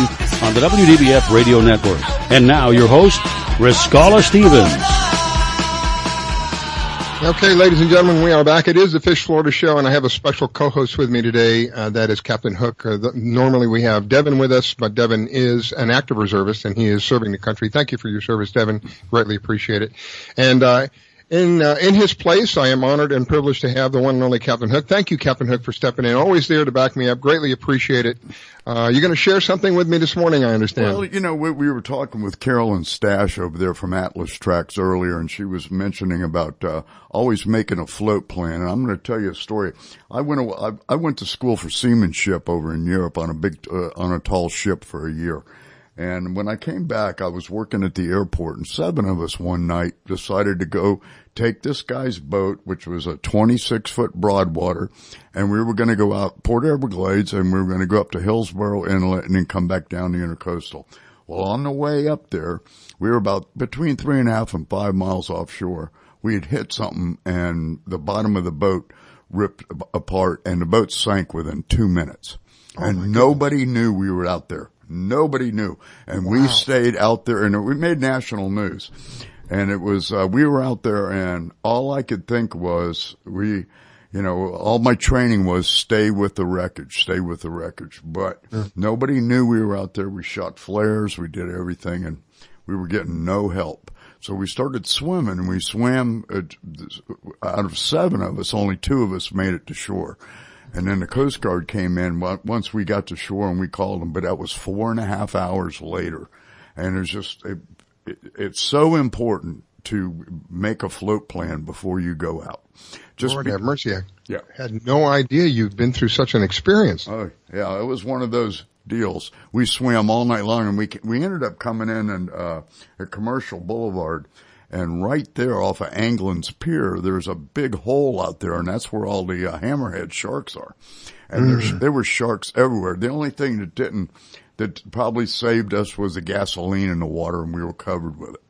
So that was probably, it was a long haul, but there's so many things that you can, and I always think about those 2 boys that went out fishing out of Boynton Beach, and, they went missing, and those kids were so experienced in fishing and being offshore, and you just never know what's going to happen. But if you had one of those Atlas Tracks on board, I mean, there you go. I mean, this is amazing, you know what I mean? And just for what, some of these boats now is easy, $150,000 for a really nice, good fishing boat anymore.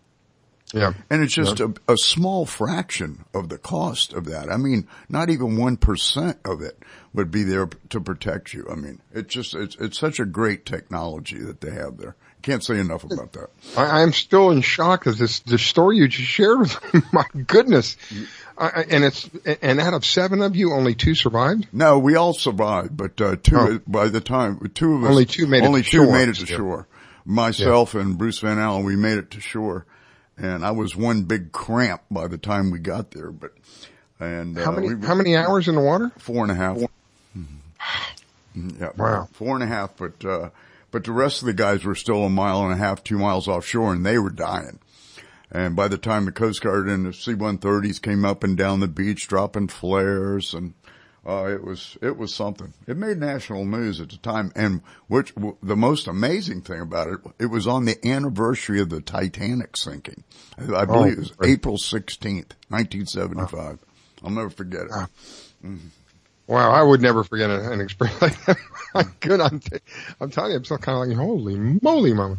So what's going on your side of the state now? Where Captain Hook is on the West Coast, and of course I am on the East Coast, and he's over there in the Tampa area. What's happening around the Tampa area? Well, of course, the big thing here is today is the Lightning comes back to play game 5 out of their series, and they're up on them 3-1. So they'll be playing the Boston Bruins this afternoon, I believe, about 3:00. It should be a good game. But that's the exciting thing that's going on over here. What Robert Warner was talking about earlier was the cobia bite is from Punta Gorda all the way down around to the 10,000 Islands, Chokoloskee area, and all that down. They're just killing cobia, and they're in close too. They're between 3 and 4 miles out offshore, and I've just heard nothing but great fishing reports about that. If you ever caught a cobia, very good eating, and it's a trick. It's a real trick. I've only had the opportunity. I had went out on a fishing trip many years ago. I had my own vessel. I had a 24-foot Wellcraft.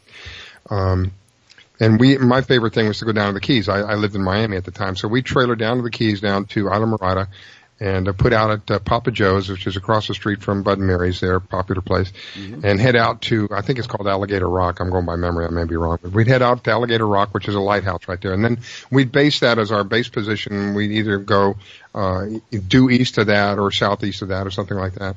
And one day we went out there basically going for dolphin. I wanted some mahi-mahi. And we pulled and pulled and pulled, and nothing was going on. It was one of those days where the sea was just flat, and there was no weed line. There was nothing to look for. And in the corner, out of the corner of my eye, way off in the distance, I see these birds diving. So I said, pull up everything. We pulled up everything, and we went rushing over to where these birds were diving. And I'm not kidding you when I tell you, I find this. Now, we're probably 12 miles offshore, 13 miles offshore, close to one of the shipping lanes.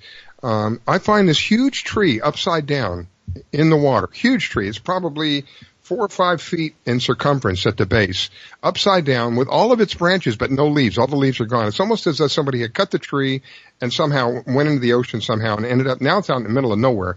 And there are peanut dolphin on the top of this thing. There are bigger dolphin down below, and there's a huge marlin coming in and out, eating these things.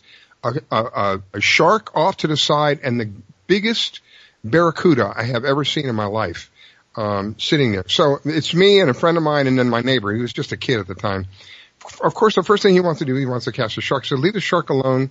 Let's catch the dolphin and get out of here. Short of the story, in the process of, he's playing around with peanut dolphin. We're trying to catch something worth filleting. And, he's playing around with this peanut dolphin. Out of nowhere, this cobia comes flying through, and he only had an open bail. In a matter of maybe 3 eye blinks, the rod was smoking, the reel was smoking, and the line had just about completely gone out. He was very fortunate. It didn't rip the line apart, but he had, he played with it for probably half an hour, 40 minutes. We back and forth, and finally brought it up. It was the most amazing thing. It destroyed the reel. After I had to throw the reel away after we were done, but that's the only experience I ever had with a cobia. And it wasn't a very big one. It was I think maybe 8 pounds, 9 pounds, very small, like a baby. Right. Wow. But they look like, they're almost like a big catfish, but they got that they're big like round a head. torpedo through the water. Yeah. Them, I don't know what's faster, them or barracuda. Oh, I don't know. Barracuda for sure. This is the biggest barracuda I've ever seen in my life, Captain Hook. I am telling you, this thing had, just the head was about 3 or 4 foot in diameter. Just the head part of it. And it was so big, it was maybe 6 or 7 feet long, but it was girth. I mean, this thing was big around. It wasn't even intimidated by our boat. It's a 24-foot boat, and this thing's maybe 12, 13, 14, 15 feet away from us, watching us catch fish. And the little peanut dolphin that wouldn't live, it would just scour them up and go back to its position and wait for the next one. It was amazing. Wow. Well, they had your own ecosystem there with that tree floating around. I have never, ever had an experience like that again. It was like something out of a dream. Well, it's amazing when you're offshore, whatever. I caught 26 dolphin one day off of a piece of rope I found floating out there. Wow. Anything floating in the ocean, anything different. It's like they hang out. Yeah, it's almost as though they like the shade. They're getting away from the heat, because I noticed that they're up towards the top of the water. They're not really down deep. They're up towards the top of the water looking around. So they got to be experiencing that heat coming down, because you get out on that big blue, especially in the deep blue. That water, the heat reflecting off of that water is amazing. It's almost like being in an oven if you're not careful. Right. And it was years ago, Jacques Cousteau did a study on mai-mai, but that's before they called them mai-mai, but we always called them dolphin. But nowadays, everybody, if you mention dolphin, they think you're killing Flipper. Oh my God. Yeah. But Jacques Cousteau did a study on them, and they were the most least understood fish in the ocean. And they're in every ocean on the world. Every ocean. They're everywhere. But they could not figure out what their migration patterns were and where they went and the reasons for it and whatever. You kind of know what their migration pattern is now by our fishing reports and stuff. You'll see if they're hitting here or hitting there and stuff. But they're the most least understood fish that there is. And, they're very aggressive fish too. A lot of people don't realize it. I've been fishing where we're pulling bait and I can see them come up behind the bait and just like a bulldog, boom, into this thing, hit this thing like a ton of bricks. Right. And they have little sharp teeth, real small, little sharp teeth. They almost look like a piranha. That's true. I never thought about that. They do. That's right. And when they get hungry, they'll eat anything. I mean, I've thrown bucktails out with no bait on them at all, and they'll hit that. You're just with a light tackle, light spinning rod. Once you get into a school of them, it's a lot of fun to use some light tackle on them and get in the middle of them. Keep one in the water all the time, and just keep it and just rotate them. Wow. Amazing. When we get into a group of them, we catch a king or a cow and bring it towards the boat. We'd leave it in the water for a few minutes, throw out the chum bag to keep the fish around the water, and then literally anything. I've had a friend of mine put a piece of mullet on there in a hurry, throw it out there and realize that when he cast, the mullet came off and just a hook went out there, and they still hit because it was shiny. They still hit the hook. Right. Exactly. They go almost into a feeding, like a piranha, it is. They go into a feeding frenzy. Right. Once they get into that feeding frenzy, they'll eat anything.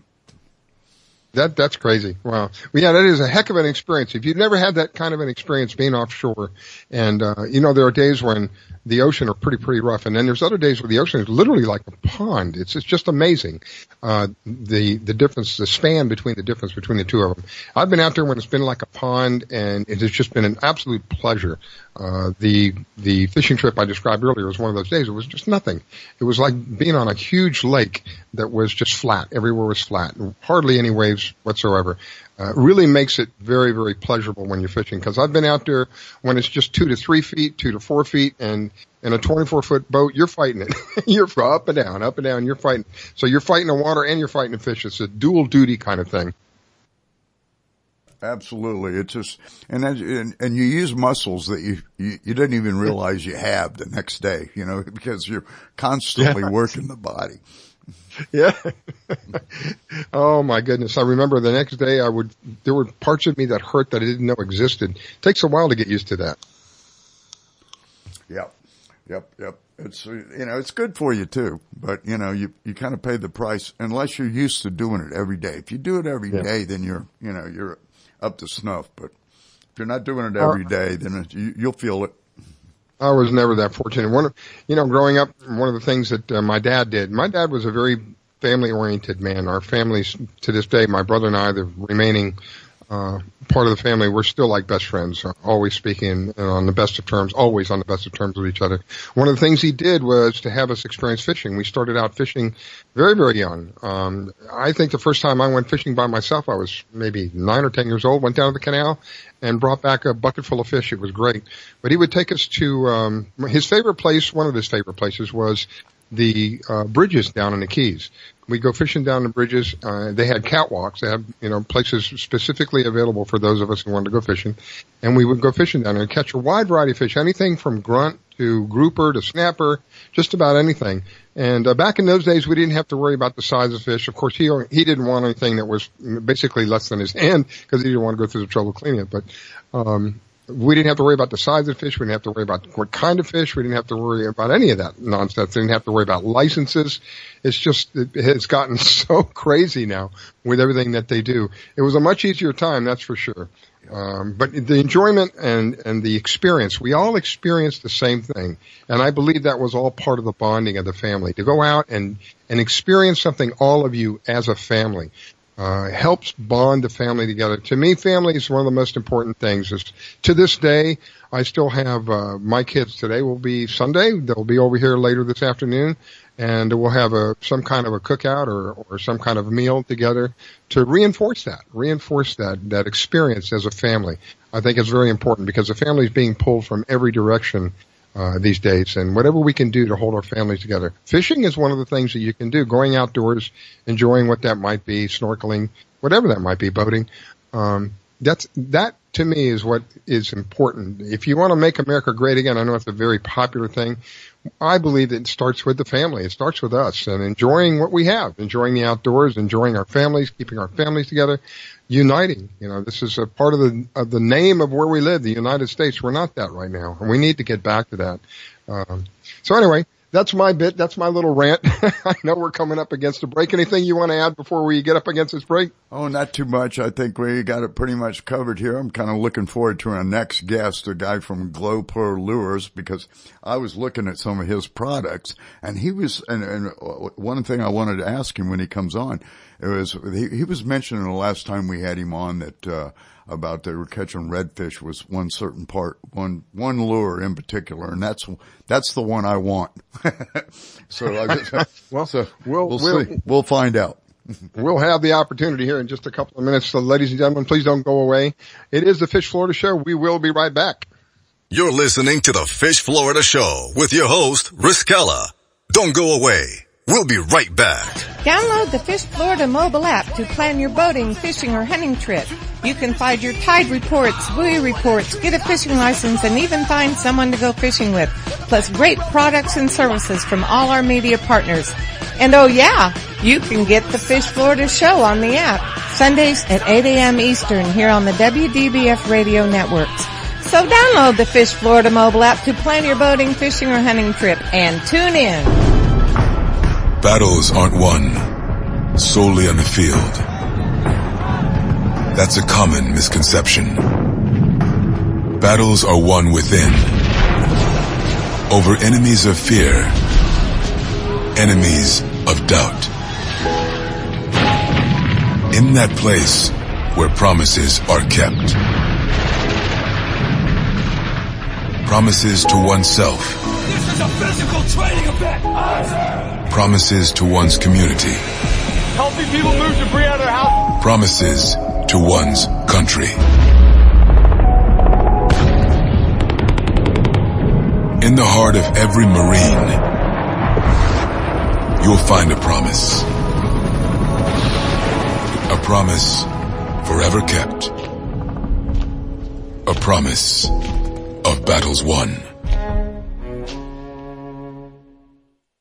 Today, my new dad and I shot off a rocket in the park. Today, my new son and I failed to shoot off a rocket. He knew exactly what to do. I had no clue what I was doing. We set up the rocket. Hit ignition. And then nothing. Sometimes I laugh when I'm frustrated. Then out of nowhere, the rocket launched into the air. The rocket did get into the air. I've never seen anything fly so high. And then crashed into a kite. Look out! Look out! And then the pond. I'll never forget that day. I'll never forget that day, even if I tried. You don't have to be perfect to be a perfect parent. Thousands of kids in foster care will take you just as you are. For more information on how you can adopt, visit adoptuskids.org. A public service announcement from the U.S. Department of Health and Human Services, Adopt U.S. Kids, and the Ad Council. It took me a long time to be able to say Chandler has cancer, because that is such a scary word. St. Jude takes care of absolutely everything. And knowing that we don't have to pay for all of the medical expenses, that's huge. St. Jude allowed me to focus on being a mom to Bryce. And sometimes I'm just in awe of the impact St. Jude has, not only on this community, but the world. St. Jude is uniquely positioned to advance the cures of pediatric cancer, I think better than any other institution in the world. The contributions make a big difference. Donors are important to us because you get the feeling that you have a team behind you. We have the resources and we have the focus. And so if St. Jude doesn't do it, who will? St. Jude Children's Research Hospital. Finding cures. Saving children. Learn more at stjude.org. My vehicle was sent 6 feet in the air in a ball of fire. I thought I was going to die. It ripped my arm off. It broke my right femur. I took such a hard blow to the head that my retina was torn apart. Say a prayer for peace. I'm Trace Adkins. I want to tell you about these true American heroes and how you can show your thanks by helping them through Wounded Warrior Project. They've reached out to us as a family, and they never forgot about us. The job of helping thousands of our wounded warriors rebuild their lives is massive and growing every day. That's why your gift of just $19 a month is so important. Many of these service members suffer traumatic brain injury and post-traumatic stress disorder. They helped me basically put my life back together. If it wasn't for Wounded Warrior Project, I would be a statistic right now. I would have been one of those soldiers who came home and committed suicide. I'm in the fields of Vietnam, the mountains of Afghanistan. Your gift today of $19 a month can help us provide the programs and services desperately needed by our wounded service members. Call or go online with a pledge and you'll receive this Wounded Warrior Project blanket. Make that call now. Say a prayer for peace. I grab my fishing pole and cast it in the water. I fish until dawn. Oh my, I caught a shark. I'm fishing in Florida when the sun shines all day. Call me a grouper. Stop fishing in Florida. Oh yeah. It's the Fish Florida Show with your host, Riscala Stevens, bringing the outdoors to you every Sunday morning, 8 to 10 a.m. on the WDBF Radio Network. And now, your host, Riscala Stevens. Okay, we are back, ladies and gentlemen. It is the last portion of the Fish Florida Show. We appreciate you calling, you listening in. I appreciate all the people who call in, trying to read and speak, and that's not working. Anyway, we are back, and it is an honor and privilege to be with you. Captain Hook is my co-host for the day. Thank you so much for stepping in, Captain Hook. Greatly appreciate it, sir. My pleasure, my pleasure. It's actually an act of love. What can you do? And I get compliments when Captain Hook steps in. I get compliments from people who tell me that they very appreciative of the way he handles everything. Because whether you realize it or not, Captain Hook not only is my co-host this morning, but he's also the producer, he's the editor, he's the one who takes care of everything. He's doing all the technical stuff while we are yakking away over here, if you will. Yeah, there you go. There you go. Yeah, well, doing a little double duty, but what can you do? You know what I mean? Somebody's got to do it. Well, it's greatly appreciated. And I believe we may have Patrick on the line. Do we have Patrick on the line with us this morning? We do. Hey, good morning. Yeah, good morning, guys. How you doing? Good. Hey, good morning, Patrick. Good. How you guys doing down there in sunny Florida? Go ahead, Captain Hook. Well, over here on the West Coast, it's not too sunny. It's a little bit overcast. I think over on the East Coast where Riscala is, it's a little bit better day. Yeah. We're cleaner over here right now. Yeah. Awesome. Well, spring's finally got in here in Wisconsin, so it's springtime up here now. Had a couple really nice days of weather here. It's been fantastic. A little cold this morning, but no, it's been great fishing up here this spring so far. So, I have a friend that lives in Wisconsin. Told me it got up to 80 degrees. Yeah, that was it was one of the best days we've had all year up here. But yeah, we probably won't see that again until maybe July. Well, this silly goose went out in 80-degree weather without wearing any suntan or sunblock or anything, and took a picture and sent it to me. It looks like a lobster. Get a little too much sun too early. Yeah, the people up in Wisconsin up here, they're covered up most of the year, so when the sun does come out, they get sunburned pretty quickly. So. Oh, my goodness. I felt so bad. So tell me a little bit about Glow Pro Lures. I have to say that slowly so maybe people understand. It's Glow Pro Lures. Yeah, it kind of sounds like GoPro, like the camera, but we're actually a Glow, G-L-O. So, yeah, we actually do glow sticks. So we have glow stick technology, so you can actually change out different colored glow sticks on most of our baits. Not all of our baits, but most of the baits have glow stick changeable. You can actually change them, get a little extra pop at night. A lot of the murky water up here in Wisconsin, so it kind of gives that lure a little, expands that strike zone, gives the lure a little something for the fish to see up there. Captain Hook had a question for you. Captain Hook, what were you going to ask? Well, last time we had our guest on here, he was talking about the good success that they'd had with one particular lure for redfish and snook. And, I just wanted to know which lure that was, because I was looking at your, website and I was getting ready to order them, but I could not remember which one that you said that, was the, good for redfish. Well, we actually use, we got two different lures we'll use for redfish. We actually use a GP2, which is kind of more of our deeper diver. So it gets down there and bounces on the bottom, kind of stirs the redfish up a little bit. And then we also have a new bait. It's a soft lipless crankbait. And, just been a fantastic bait for us up here, but it's going to swim just like a rattle trap or a cotton cordell. The difference is it's a soft bodied bait. So when those, fish hit that bait, it feels more realistic to them. So they hold on that strike a little bit longer. Now we're on the Florida Fish app, so it's just a fantastic app. So if any of your viewers or listeners want to check that out, if they just go to the Florida Fish app, they'll be able to see a lot of our baits. It locks them right back into our website. So it's really kind of a great app, a lot of fun, and just a tremendous amount of information on that. Yeah, and you can also just to correct that, it's the Fish Florida app. Fish Florida. Oh, sorry, Fish Florida app. Sorry. And you can also listen to the Fish Florida radio show on the app. As well. That's right. I have to correct that because when I have Robert on, he's with the Florida Fisherman Magazine. I'm always wanting to say the Fisherman Florida Magazine. So it's the Fish Florida show.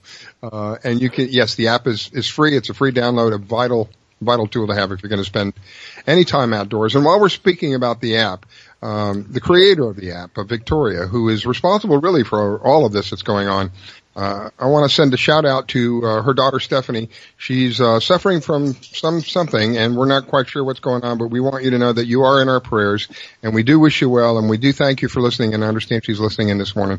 Thank you for listening in, and thank you, Victoria, because without you, we wouldn't have the media group that we have, and we certainly wouldn't have the Fish Florida show that we have. So a shout out to Victoria and her daughter, and a get well soon for her as well. Let me go back to the idea of having something glowing in your lure, because I thought that was really cool. You have these miniature glow sticks. Is that kind of describe this for me? Yeah, we call them. We have three different size glow sticks. So some of our baits, some of our larger stick baits, the GP1s and GP2s, they actually have a little bit larger glow stick. We actually started doing this with salmon. We found out that the salmon up on Lake Michigan really reacted fantastic to the glow sticks because we were able to change those out. So as we started using the glow sticks and other lures, found out that it works well in bass, works well with walleye, and crappie just go absolutely crazy for them in the winter when we're ice fishing. So the glow sticks, we have three different sizes: A's, B's, and C's, kind of like batteries. So the bigger lures take the bigger glow sticks, and the micros, we have micros that go all the way down to some of our jigs and some of our smaller baits. So these are really small. They're probably only maybe a half-inch long, and they're really, really tiny. So we insert them in some of our soft baits as well. So if a lot of your Florida guys like fishing flukes and some paddle tail worms, stuff like that, all of our technology corresponds with those as well. So we tip our lures with those micro glow sticks, and man, it really makes a difference when you're pitching back underneath some of those docks and some of those lily pads. It just gives it a little extra bright, and a reactionary bite is just spectacular. Do you find that this may be a silly question, but I'm a curious kind of guy, so I'll ask just about anything. Do you find that this works better during the day or better at night? You know what? We've actually used it in the morning. We use it in the evening. I can tell you that typically in the mornings, I'm using a brighter color glow stick. The yellows and the greens give it a little extra pop. But then if I'm fishing with the glow sticks in the evening, we switch over to the reds and the blues, kind of more of that ultraviolet. It's not as bright, but it seems to really work. Now, like I say, up in Wisconsin here, we got a lot of murky water.